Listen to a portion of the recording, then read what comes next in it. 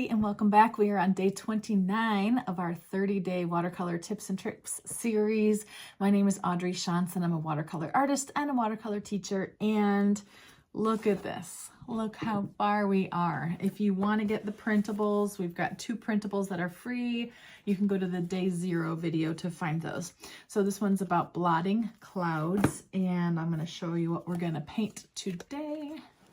It's going to be this. It's simple, but it's got a couple different concepts in it, and I like that it gives us like some perspective. It gives us the blotting of the clouds. Notice what we'll be doing in the grass area, and I think you're going to like it. So let's talk about supplies for just a moment. We need our watercolor paints. We need some water and paper towel or a towel, pencil, and a kneaded eraser if you've got it, and then I don't think we need a felt tip pen. Oh yeah, no, we do need a little pen.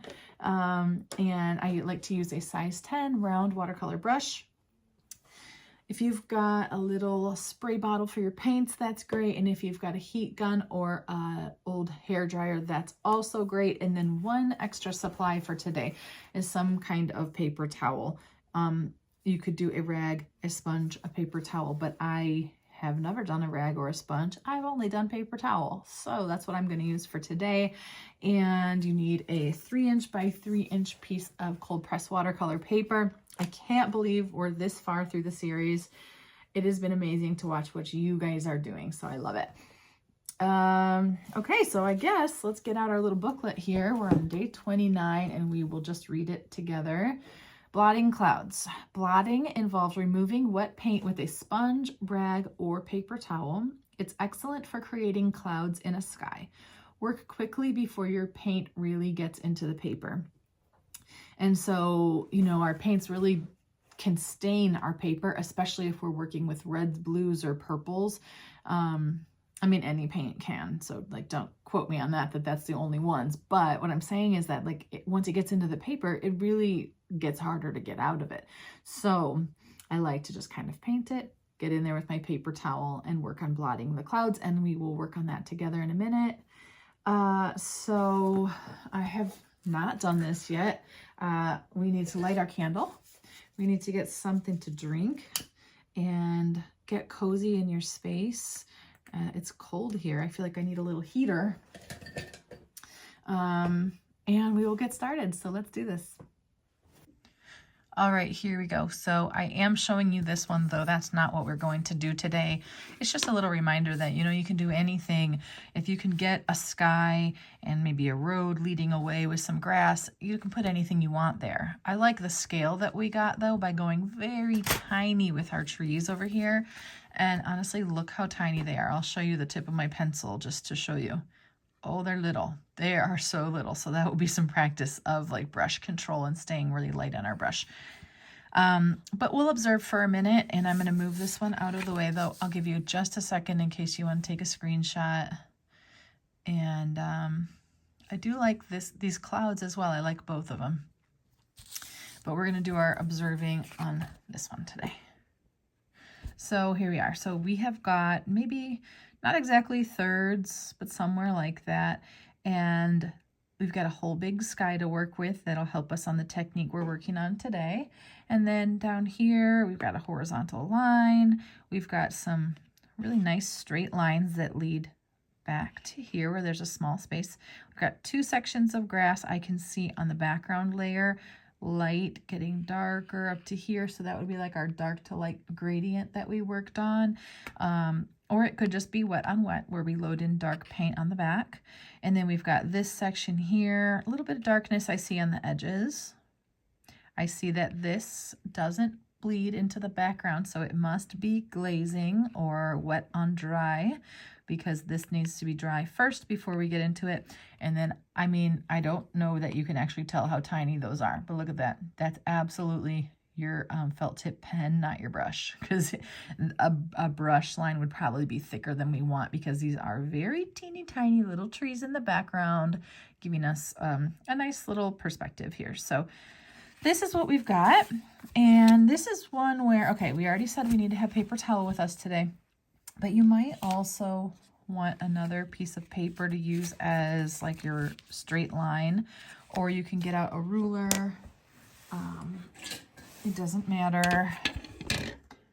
And like here's one, and I can use that to line it up. But I'm going to use the paper instead because we want to use what we have. Let's not make it overcomplicated. And so as I look at this one, I think this might be a little crooked. I don't know, I can't tell. But I know I lined it up, so I'm confused. But I think I just didn't take my paint all the way up there. Anyway, that's too much. Okay, so we're going to put a line somewhere down here. It's not quite thirds. It's just a little maybe above a third of the way.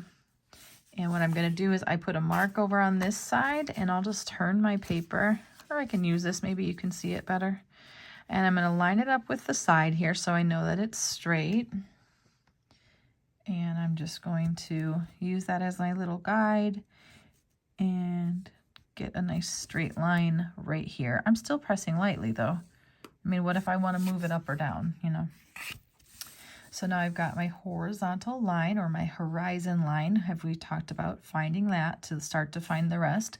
And now as we look at where to go next, this is a great example of finding the ends of the lines. So we could start by putting in maybe a dot and a dot up here. We're just going to wing it a little. If you hate that idea though, if I lay down the fattest part of my finger here, it's basically right after that. So we don't need to be that specific. I'm going to go 1 and 2. It's maybe the width of my pencil up there. I got 2 dots, and now I want to look, where do these end? And we notice that it's wide, but when you get looking at the end, you notice this one's on the right side of the paper. It doesn't go to the corner, it goes above the corner. So here's my dot. And here I can probably put another finger, something like that, as a guide, and put a dot right there. I have 4 dots now, so I'm good to go. I've got it. I'll turn this, and from here, I don't know why my camera's so wiggly today. From here, I'm going to connect my 2 dots. If it takes a couple tries, no big deal because we are pressing lightly. And then here, I'm going to do it again. And I got my road. Cool, huh? And my cat is trying to get my attention, so good luck to us. Okay, so now I've got all my sections planned out. And the only other thing I want to do is maybe put these in, but I'm going to tell you, you can do that right now with your pencil, or you can do it with, can you hear my poor baby cat? Oh my goodness. You can either do that with your pencil, or you can just go in with your brush later and notice that it's going to be very small in dabbing your brush on it. If you wanted to get in with the pencil, I would just do some really small little kind of organic shapes that touch each other, like a little line of trees. These 2 touch, there's a space, some are taller, some are shorter. And so you can just do something. And this, if you do it with pencil, the nice thing is it's how you'll remember to keep it small versus getting in there with dark paint later and having to remember them. So whichever challenge you would like, go for that. And I think we're done with our sketch now. So we're going to start to mix up our paints. Here we go.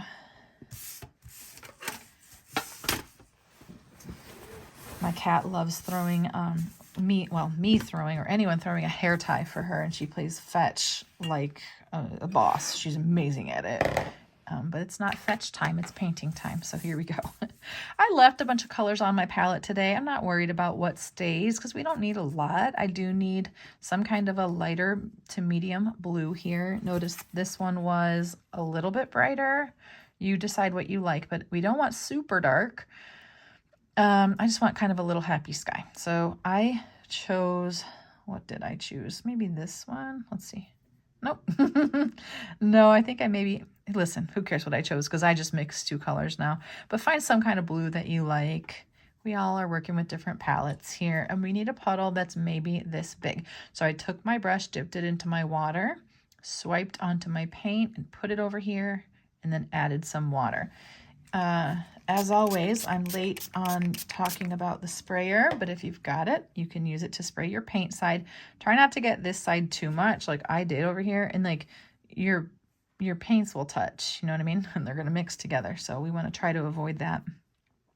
So I need some kind of blue, and then I need a light green and a little puddle of darker green. So for me, I'm going to do this nice bright green. but that's maybe too much. I will clean the pigment out of my brush and add in water. So a reminder that in watercolor, we get our colors lighter by adding water. And this is a nice puddle for this. And now I need something that's darker and doesn't have as much water so that I can load it into there. Wet on wet is one way that we could do it. I'm going to do the third green up from the bottom, right? If you have the same set as me. If not, just get some kind of a dark green, which might mean you're mixing green with brown, green with black, even green with a little bit of red. But just get it to be a green that you like. We don't want it to be too different than the one that we're using. And so I've got 1 and 2. The darker green, we do want it to have a little bit less water if we want it to stay where we put it. Otherwise, it's just going to spread right through the lighter green. And remember, we can do this as light green paint and we load in the dark green up top, or we can go to that dark to light gradient where we do dark green, clean our brush, a medium green, clean our brush, blend it, right? And then a lighter, and I'm going to give you the option. I'm going to do it by doing the light green first and loading in the dark green because that's just how I like to do it personally. So we've got those two. I'm not doing the barn. If you are, get whatever color you want for that. And 1, 2. Okay, something for the road. And I like to mix a little bit of black with water and then add brown into it. So I actually have a little puddle of it right here. So it makes it a little bit of an earthier gray. And we want it to be not super intense. So when we're working with black, sometimes it just gets in there really fast. Make sure you add water to get it to be the value that you want it to be at. So, and then we will be doing some dry brushing. So hopefully, like if some of these things I'm saying don't make sense, this is a 30-day series. You can learn dry brushing on day 27. You can learn dark to light, dark to light gradient on day 24. You can do the sky another way on day, what would that be? I think on day 24, you learn it there as well. Yeah, so day 24, I loved that one. Okay, enough of our little commercial break here. I think we've got everything we need. So notice on this one that we do have darkness on the edges. So if you decide you want to get that, we'll do that by either creating a really small puddle right now of like a brown and black. So we've got something to work with. Notice how small this is. Or you can take it right from your paints. And this one I'm not going to worry about right now. We'll get to it later. So I think we're ready to start. We will be starting with the sky first. So make sure you've got your paper towel ready.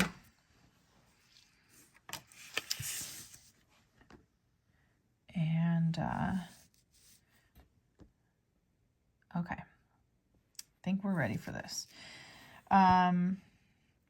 Paper towel.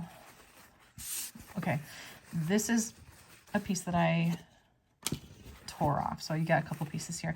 And I took it and I wadded it up like this. I'm thinking if I'm going to blot this into something, I don't want it to just be like you can do it any way you want, but I kind of wanted to shape it a little bit so that what I'm seeing pushed into it is a bit of a shape I want to see. So I guess if I go like this and maybe I scrunch it up this way and I think, okay, that's probably like maybe the size I want or whatever, and it's bunched up so it should kind of grab a bunch of paint.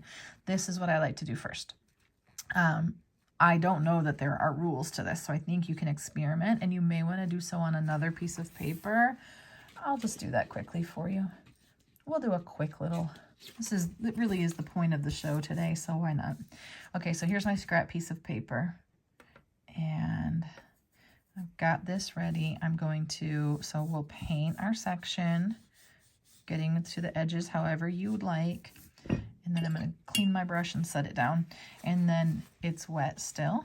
I'm taking this little wadded up section and I'm going to press it kind of hard and lift it. And now I'm going to kind of move this around, maybe get another shape or size. But I'm under a time constraint because we have drying water. So this is what I'm doing. I'm getting these random shapes and then I'm not messing with them. Don't mess with them. It's so hard sometimes, but try not to. And I've got this one. What you could do is try for tiny ones on the bottom, and maybe go bigger ones up top, medium in the middle, and tinier on the bottom. Sometimes I like to make sure that they kind of go off of the edges like this, so it really looks like a continuous thing that we're just getting a glimpse of. And then we're just going to let it dry. So this is what it looks like. We're not overthinking it. Those are cool organic shapes that could be clouds. That's all we need. So now we're going to get into our own. Make sure you've got your paper towel. If you want to kind of get a little bit of it like this first, and so you feel a little bit more ready, you can do that, and then set it aside for a moment.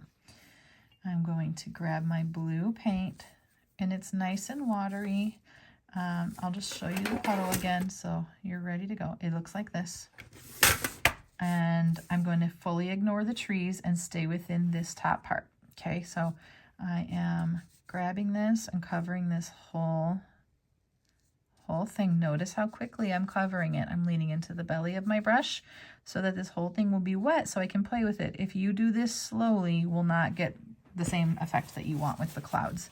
So now I'm going to go in and press and lift, change my shape just slightly. I wish my blue was a little darker for you to see it, but I think you can kind of tell. Anyway, I'm just adjusting it a little because I want it to be nice and dry too, and I know that when I touch it to the paint, I'm wetting my paper towel. So now maybe just a little bit smaller, maybe a couple touching each other. And then I'll try to move this again, get a tiny little spot. And then a couple down here, and I might just be done. You can make them touch if you want. That's like a cloud. A cloud would do that, you know? Okay, here we go. And then maybe one more and I'm done. This is soft and lovely. We don't need it to be anything more than that. I do like that on this one you can see it a little bit better because it's a little bolder. And here's the example one that we just did as well, and I think that they're all great. You can try it with darker blue. You can experiment on this paper with a bunch of different blues before you go onto here or not, but this is a 3" by 3" piece of paper, so I don't want you to be scared because you probably can find more. So now, because we're going to be working right next to it here, we do need to take it to the dryer. You can either let it sit and practice a couple more or go ahead and dry it. Okay, so here we go. I didn't really practice first. I think I could change my shapes if I wanted or change my blue, but that is what makes it fun to practice a bunch of them. And now I'm going to get into my big 2 sections of green. I'm going to do them one at a time though, which will help me kind of get a little bit more control that way. You know, the more wet paint you have drying, the more you have to be kind of on the ball watching what happens. So I have my light green paint that I'm going to grab first, and I'm just going to quick show you my paints again. This is the one I'm using. This one has a little bit less water, so it's still puddly though. I may use this, or if this feels like it has too much water, I will go right into my paint, and I'm doing the 3rd one up from the bottom, right? So it just depends on how I want to limit my water. And I'm going to go in, and we do need to keep the tip of our brush really running right here, like along the edges. Same thing on this. We don't want to go outside of our shape. And got this whole thing filled in. I can take off any excess water by just touching my brush to my towel and coming back, lifting up any extra. I do want to see the texture of the paper through it like this, but I don't want puddling or pooling. And now while it's wet, I'm going to get into that dark green. I did not add any water. I just went to my puddle, and I'm going to load it in here. And then look at that. I can blend it myself if I want. If I want it to get even darker than this, I can go right into the paint now. I do recommend try to get some darkness here. It really helps with the illusion of distance, is just seeing this color change. Okay, see what a difference it made? Now I can clean my brush, and let's say I don't like this line. I can assist the mixing a little bit if I want. I can play with this until I'm done with it. But for the sake of today, I'm going to kind of like not mess with it too much. I'll clean my brush out now, and I just kind of touched it to my towel, so I took off any excess water, and now I'm going into my green puddle again, and we'll do the exact same thing, but in a slightly smaller space. We do want the color to match up all the way across if possible. So I'm getting into that color again. Load some of that back here into my wet paint. If you're not getting this effect, you maybe don't have enough water. If your paint's just staying right where you put it, but it's not spreading, that just might mean that you need a little bit more water, because the water is what does that for us. I just added a little bit more to both sides to kind of even it out. And the reason I knew I could do that is I looked to see if I saw the light reflecting on my paint, and I did. You know, from here, you could, if it's still wet, you can add medium green. I'm trying to decide if I want to do it. You can add like a medium color right in here, right? If it's still wet, you know you're going to get that nice soft blend. And then I cleaned my brush, dried it on my towel, and I will kind of pull it down here so it blends a little bit better. But now, okay, that's enough. We can't really, you don't want to touch it forever because it will start to dry. And when it starts to dry, it leaves little lines. Now, I am noticing that I went up out of my shape a little, and that actually really bothers me on this one, because this is one where you want a really kind of perfect horizon line. That's okay. It's going to be a hill in the distance, because the more I mess with it, the more I introduce water to the paper, and it just might keep bleeding. So it is what it is, and I'm going to stop for a moment and dry this so we can work on this section next. Okay, cool. I like to see these, okay, sorry, there we go. I like to see how they look when they dry, because, you know, you look at it and then you dry it and it looks a little bit different than when you last left it. All right, so we're gonna get this big road. I am going to grab from a little puddle of my grayish brown color, and same thing as I just did, really. I'm going to, notice I'm holding my paper down. I felt like I needed it this time because it's bending a little.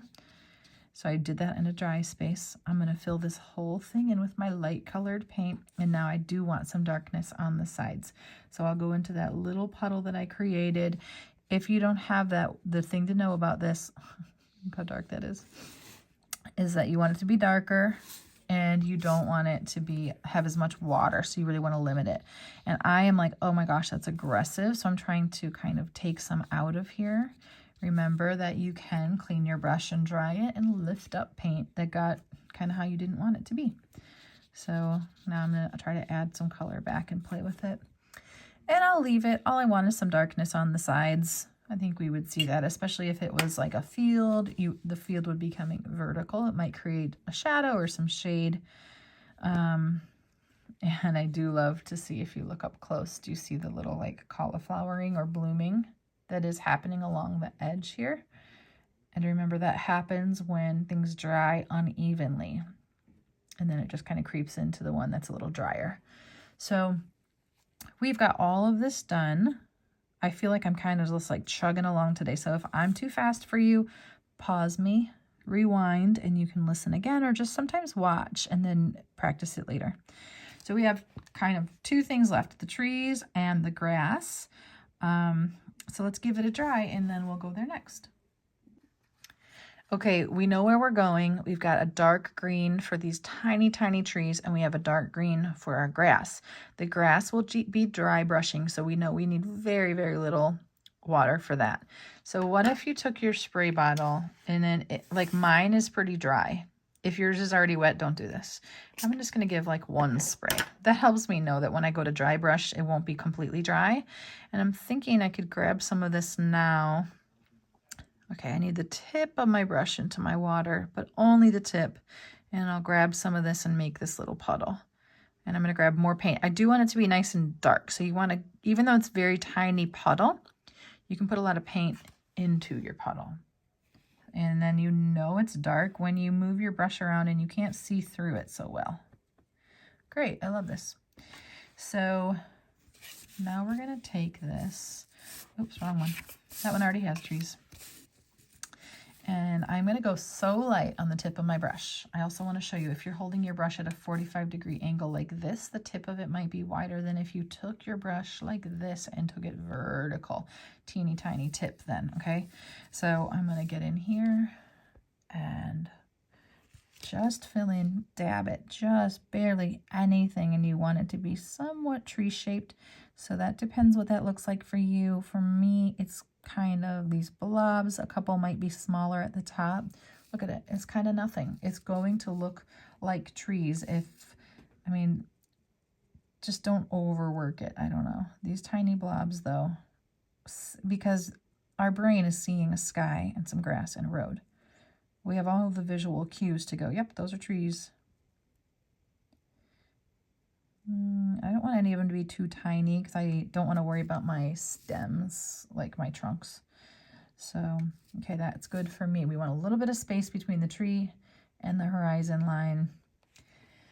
And that's it for that one. So now I cleaned my brush and I dried it on my towel because now we're getting into that dry brushing. So dry brushing, remember, is, let's see, dry brushing, a relatively dry brush with minimal water. That's what we need. So the tiniest bit of water that we can get, and I'm going to do that by taking my brush.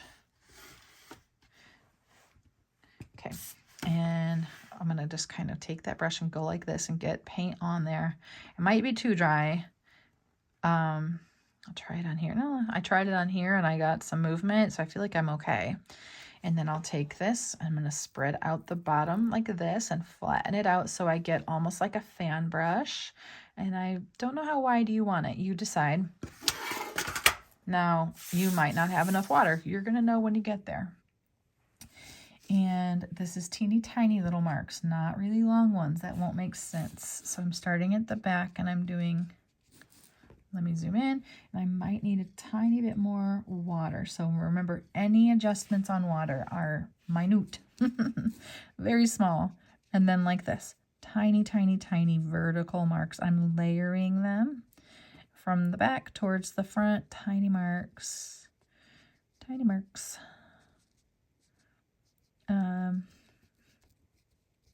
Great. And I'm going to do it here too. I might need to refresh this. Remember, very tiny adjustments. Spread this out again. And I might make it smaller like that, so I stay within my space. You don't want grass on the street, probably, or the road. Very tiny. Remember what we said before about dry brushing. Less is more. And if you're struggling with this part of the painting today, go back and watch that video. Day 27. Okay, I'm keeping it. I don't want to mess up the back line. You could, but then, like, I'm not sure that'd make sense because all the way back there, you're not going to see individual pieces of grass. And then here I am. I'm going to look and see, okay, because we didn't use barely any water, mine's already dry back here, but if yours is wet, dry it.